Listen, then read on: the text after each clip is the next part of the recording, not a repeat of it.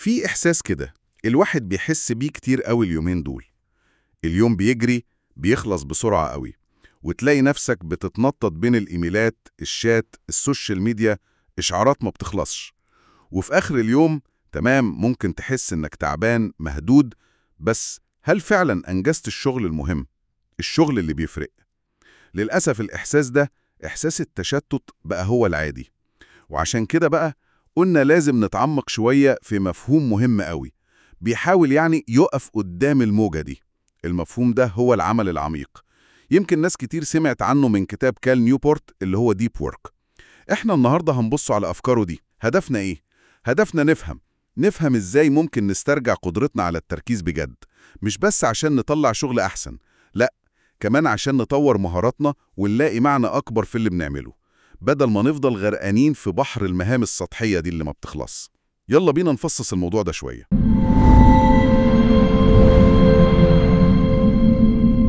أهلا بيكم. النهاردة هنتكلم عن مفهوم ممكن يقلب موازين الإنتاجية عند أي حد فينا. هنتكلم عن حاجة اسمها العمل العميق. كتير مننا بيوصل لآخر اليوم وهو حاسس إنه كان مشغول جدا، بس لما يبص على اللي أنجزه ما يلاقيش أي تقدم حقيقي في الحاجات المهمة بجد. إحساس محبط ومستنزف. طيب، عشان نفهم الحل لازم الأول نعرف حجم المشكلة اللي كلنا بنواجهها في عصرنا ده.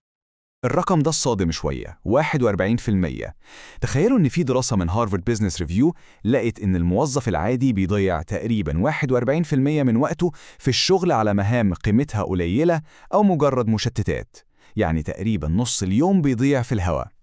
إحنا عايشين وسط فيضان من الإشعارات والإيميلات والرسائل، وكل الطلبات السطحية دي بتخلي التركيز في مهمة معقدة وليها قيمة حقيقية شبه مستحيل. طيب، إيه الحل بقى وسط كل ده؟ هل في طريقة نقدر نواجه بيها التشتت ده؟ تعالوا نشوف الحل اللي بيقدمه الكاتب كال نيوبورت. قصة كال نيوبورت دي ملهمة جدا. أستاذ في جامعة، ألف كتب وخد دكتوراه من MIT، وكل ده من غير ما يطبق في الشغل. سره ما كانش إنه بيشتغل ساعات أطول، لأ، سره كان إنه بيشتغل بذكاء وعمق أكبر، ودي فلسفته اللي سماها العمل العميق. يعني ببساطة العمل العميق هو لما الواحد يدخل في حالة تركيز كاملة بدون أي مقاطعات عشان يشتغل على حاجة صعبة بتستدعي كل قدراته العقلية.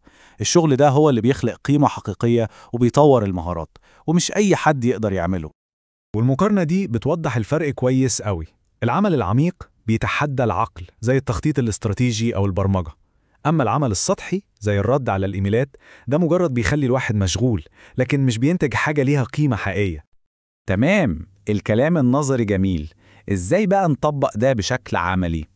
نيوبورت بيقترح 4 استراتيجيات مختلفة عشان الواحد يقدر يدمج العمل العميق في يومه. والحلو هنا إنه مفيش مقاس واحد يناسب الكل. في الرهبانية، ودي للناس اللي بتقدر تعزل نفسها تماماً، وفي الثنائية اللي بيقسموا وقتهم بين فترات عميقة وفترات سطحية، والإيقاعية اللي بيخلوا العمل العميق عادة يومية، وأخيراً الصحفية، ودي للناس المحترفة اللي بتقدر تستغل أي نص ساعة فاضية. كل واحد بيختار اللي يناسب حياته وشغله. طيب، اخترنا الاستراتيجية، إيه بقى الأدوات والعادات اللي تساعدنا عشان نخلي العمل العميق ده حقيقة في حياتنا؟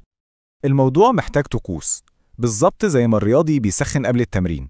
لازم الواحد يحدد هيركز فين، لمدة قد إيه، وإيه القواعد. الموبايل مقفول، الإنترنت مفصول، وكمان يجهز أي حاجة هيحتاجها زي فنجان قهوة عشان مفيش حاجة تقطعه. الطقوس دي بتبعت إشارة للمخ: استعد، ده وقت التركيز.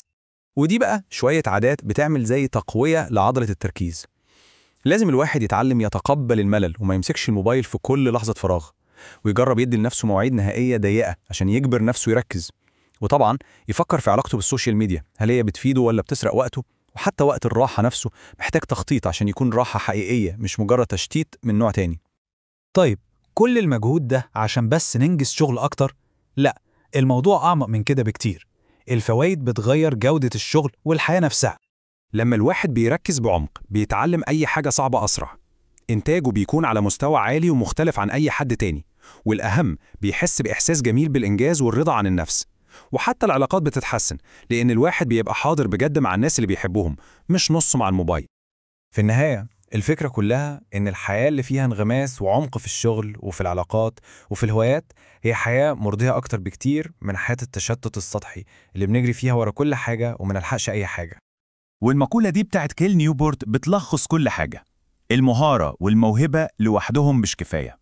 في عالمنا ده القدرة على الإنتاج، على تحويل الأفكار لحاجة ملموسة ليها قيمة، هي دي العملة الحقيقية للنجاح. ومع نهاية الشرح ده يمكن أهم سؤال الواحد يسأله لنفسه هو يا ترى إيه أول حاجة ممكن استغنى عنها عشان أفضي مكان للتركيز؟ إيه أول مشتت هيتم التخلص منه عشان نبدأ رحلة العمل العميقة دي؟